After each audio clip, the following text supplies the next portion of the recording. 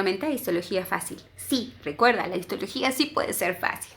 Ok, el día de hoy te voy a hablar un poquito sobre los órganos linfoides. En el video pasado hablamos sobre la linfa y esta vez vamos a hablar sobre los órganos linfoides. Cuando nosotros estudiamos a los órganos linfoides, nos los clasifican en dos. Nos dicen que existen los órganos linfoides primarios y los órganos linfoides secundarios. Para ello, aquí te muestro la lista de lo que serían los órganos linfoides primarios, que es médula ósea, porque sabemos que es ahí donde se producen nuestras células que forman parte de nuestras defensas. El timo de este órgano llega a ser hematopoyético en alguna etapa de nuestra vida y también es la escuela de algunos linfocitos, ¿verdad? También la médula ósea funciona como escuela. Ganglio, vaso, amígdalas y estas abreviaturas que tenemos los conocemos como órganos linfoides secundarios. El ganglio, el vaso y la amígdala son órganos como tal, pero lo que es GALT, BALT y MALT corresponden a tejido linfoide difuso. El primero es tejido linfoide difuso asociado a tubo digestivo, como pueden ser las amígdalas, ahí se incluirían a las amígdalas, la apéndice y también las placas de Peyer. BALT es tejido linfoide asociado a lo que sería el aparato respiratorio y MALT, tejido linfoide asociado a las mucosas. Sí, son varios órganos y ¿cómo los podemos diferenciar? Médula ósea requiere un espacio aparte, un espacio diferente para poderle dedicar todo el tiempo que se merece. Yo siempre les sugiero a mis alumnos que cuando estudiemos a estos órganos tratemos de hacer una tabla donde podamos distinguir las principales características de nuestros órganos. Entonces, es importante que coloquemos en esta tabla las diferencias entre ellas. Aquí colocamos las características y de este lado colocamos a los órganos. Por ejemplo, el timo. El timo decíamos que es un órgano, que feo se escribió, ¿verdad? Perdón. El timo es un órgano linfoide primario que también tiene función de glándula. Entonces, el timo, para distinguirlo histológicamente, les voy a dar los tips para cubrirlo. El timo presenta cápsula. Entonces, si mi característica es la cápsula, yo le pongo una palomita porque presenta una cápsula. Tiene corteza y médula, quiere decir que se distinguen dos zonas, una zona externa que es corteza y una zona interna que es médula. También va a tener diferentes células. Aquí son bien importantes las células, ya que el timo llega a formar parte de la escuela de los linfocitos.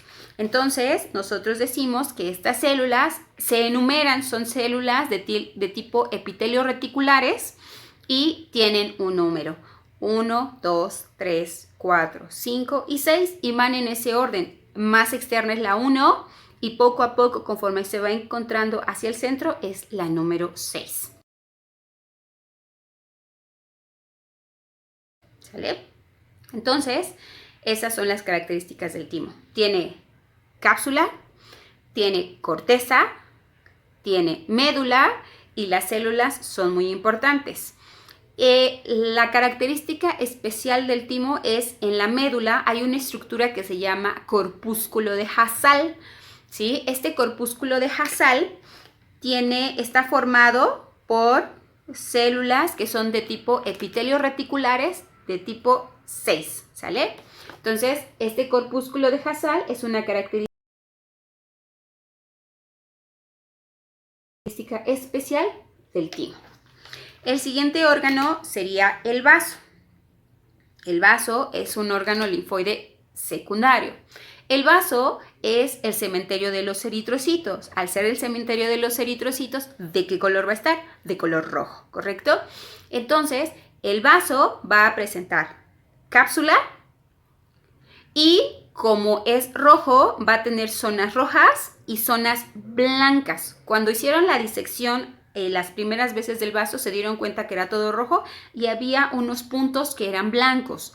¿Qué son estos blancos? Estos blancos son los linfocitos. Entonces, todo lo rojo lo llamamos pulpa roja y en los puntos donde se veían zonas blancas los llamamos pulpa blanca, ¿sí? Esta pulpa blanca con técnica hematoxilina y eosina se ve morada. ¿Por qué? Porque los linfocitos están ahí y los linfocitos tienen un núcleo muy grande, el cual se tiñe con la hematoxilina. Y dentro de esa pulpa blanca se encuentra una estructura particular del vaso que se llama arteriola central. Entonces, nuestro vaso, ¿qué va a tener? Va a tener cápsula, va a tener pulpa roja, pulpa blanca y la característica especial, su arteriola central. El siguiente órgano sería el ganglio linfático, ¿sí? Entonces, este ganglio linfático se va a encontrar arteriola central, perdón.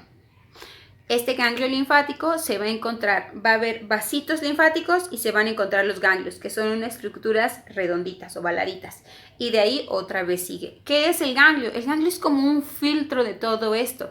La linfa que se recoge forzosamente tiene que pasar por un ganglio para seguir su conducto, para seguir su dirección y llegar al corazón. Entonces, aquí está, decíamos que nuestro timo, el jasal, nuestro vaso, la arteriola central, pero ¿qué va a tener el ganglio? El ganglio va a tener una cápsula de tejido conjuntivo, ¿sí? Va a tener una zona en la periferia que se llama corteza y una zona interna que se llama médula. ¿Qué va a haber en la corteza? En la corteza, los linfocitos se agrupan de cierta manera, ¿sí? Estos linfocitos se agrupan de manera circular. Esta agrupación de manera circular se llaman nódulos linfoides. Alguna bibliografía los maneja como folículos.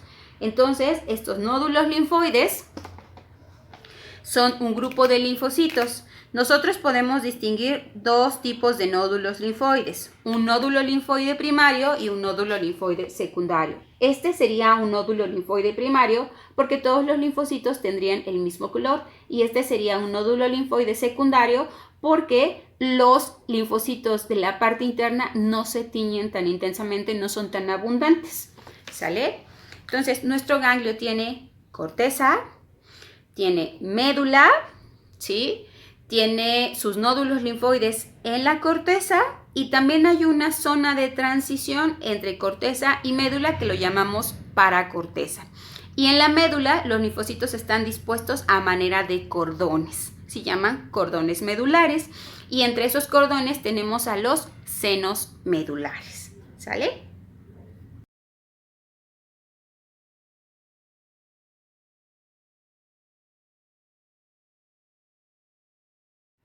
La siguiente estructura que vamos a ver se llama amígdala. La amígdala las tenemos en estas zonas, tenemos varios tipos de amígdalas, también se conocen como tonsilas. Esta amígdala, como está en cavidad oral, ya no va a presentar una cápsula, sino que va a tener un epitelio. Este epitelio va a ser un epitelio plano estratificado mucoso. Entonces va a ser la característica para distinguir a la amígdala de los demás órganos. Y debajo de ese epitelio, otra vez, vamos a encontrar lo que serían los nódulos linfoides, que puede haber tanto primarios como secundarios, ¿sale? ¿Cómo yo sé si es un primario o qué diferencia hay entre un nódulo primario y un secundario? El nódulo primario, imagínate que todos los linfocitos tienen la misma edad, tienen el mismo conocimiento, todos igualitos. En el nódulo secundario, los linfocitos ya tuvieron contacto, ya reconocieron a un patógeno y tuvieron que diferenciarse. Entonces, estos linfocitos dejan de ser linfocitos B y se vuelven células plasmáticas. Entonces, este nódulo secundario es el que ya tuvo contacto con un patógeno, ¿sale? Y por último, lo que sería la placa de Peyer. La placa de Peyer, ¿qué es? La placa de Peyer, nosotros decimos que la placa de Peyer forma parte del tejido linfoide difuso asociado al tubo digestivo. Recordarás que tu intestino tiene un epitelio cilíndrico simple con chapa estriada y que debajo de ese epitelio tiene tejido conjuntivo. Entonces, imagínate que este es el epitelio y de este lado está el tejido conjuntivo. Entonces, nuestro nódulo linfático, que llamamos placa de Peyer, se va a encontrar en esta zona, ¿sí? En esta zona vamos a encontrar un grupo de linfocitos, se van a ver ahí todos conglomerados. Y eso es lo que llamamos nosotros placa de Peyer, ¿sale? Ahí está.